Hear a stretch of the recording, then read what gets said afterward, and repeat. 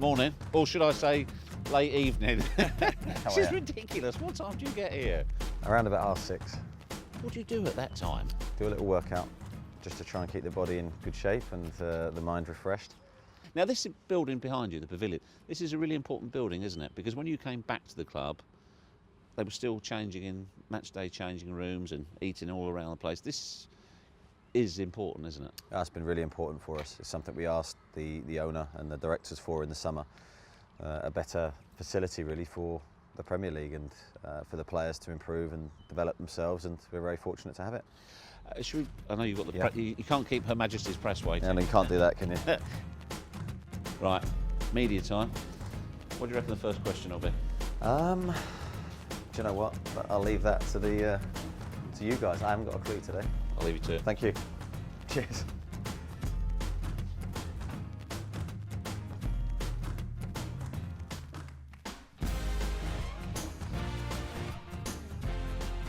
I think with any club that have made the transition we have from League One up to the Premier League, the infrastructure becomes so much more important. It's something that needed to be done. We was really lucky that the owner gave us this back in and got it up as quickly as he did, because it really was a quick turnaround. Come then, lead on. This is where a lot of the lads will come before training, whether they need a pre-ab workout. This is a recovery suite. The pool's been a massive help for the injured lads. Almost in one room have we seen the development of Bournemouth Football Club. Yeah, You used to swim in the sea, didn't you? Used to be, yeah, for a recovery day down the beach, walk along the beach and in the sea. But it's You've really... come on a bit. Just a little bit, yeah.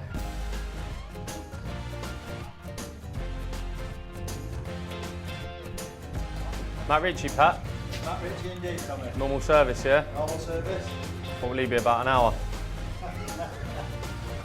How are you? Good. I'm getting there. How far off? Trained today, first day back, so all positive at the minute. That's massive for you. Every time we see Geoff, something happens. Something good happens. What are you doing tonight, Geoff? Round. How are you? Yeah, I'm good, thank you. Good to see you. Nice to see you. How far off? Oh, yeah, first this man. Hard to watch. Yeah, sometimes frustrated more than anything. It's another really good sign of recovery, the fact that Tommy's not in here anymore. Yeah, no, we've got less people in here, so I get more attention, to be honest. Oh, come see you, Harry. Hey Harry, how are you? Yeah, nice to see you. Well, Yeah, not too bad, mate. The biggest room in the world is the room for improvement, and that's something we're big on, because we always analyse whether it's good or bad. And again, these facilities for players like Harry who are playing and want to come and see what they've done, whether it be in training, whether it be a game, they're loaded up straight away and there for everyone to see. See if there's something good that comes up. I might replay it a couple of times. morning BENIK. The man everyone wants to see. Morning. How are you? Yeah, Nice very to well, see you. thanks. How are you? How much are you looking forward to this weekend? Yeah, looking forward to it massively. This is the dream for you, isn't it? Yeah, You've worked so young, hard for. Since I was young, to obviously leave Arsenal and then drop down a couple of leagues and then work my way back up in a short space of 18 months. I've done quite a lot. I know I'm not a finished article or this is the end of where I want to be in my career, but it's just the beginning, and to score in the Premier League is a feeling that no one can take away from me, and I'm happy I've done that. Who's helped you the most settle in here? I'm going to have to say Skip because he's next to me. Everywhere you go in the club, you see the slogan. How much is that the ethos of the club? I just think you have to look at what we've done in the past three seasons, and that has been hard work together. If you had a look at us in League One to the Premier League, we was always working hard, and that stems from the manager. Going back to November, you were under huge pressure to change your playing style. Because the volume of voices was so loud, did you ever at any point think, have they got a point? No.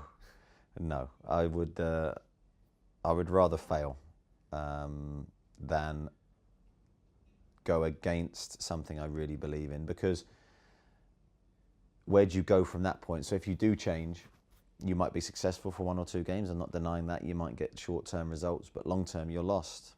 You have no identity. You don't know what you're working towards. You don't know how to get there. So no, when you have a clear way of working, I think it's very important you stick to it. Again, it doesn't mean that it's already built. You can tweak it, you can change it, but the key points to how you work have to remain the same. The run that you're on right now, how much have you seen the confidence and that belief factor that they are now harder to beat?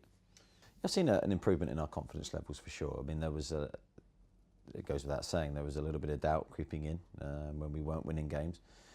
But I think there's only one thing that solves that, and that's winning and getting results at difficult places. We've been able to do that and grow from that point. There's still improvement to be made. What's missing? I wouldn't say anything's missing. We're growing towards it. And I think that's the key thing with this group of players that I have. They're willing to learn, they want to grow, and that's, in some senses, the most difficult part done. I know you were happy with your business in the January window, but were you very careful about what you were bringing into the group? Because Arsene Wenger, your opposite number this weekend, he always says you have to be careful because it is possible to subtract by adding. Absolutely, I'd agree with those sentiments. We always try and be very careful with players we recruit, the characters, and also not just the characters, but the amount of players you have. Because sometimes you can have too many players and it can create a toxic atmosphere if a lot of players aren't involved on the match day. So, we've actually trimmed our squad a little bit. Although we've brought 4 players in, we've actually let a few go just to maintain the harmony of the squad, and I think that's benefited us. You've resolutely said, I'm not naming the number of points it would take to stay up. Have you allowed yourself to think what sort of achievement it would be? I think it would be, I think I said at the start of the season, it would be our biggest achievement to stay in the Premier League. I don't think that's changed.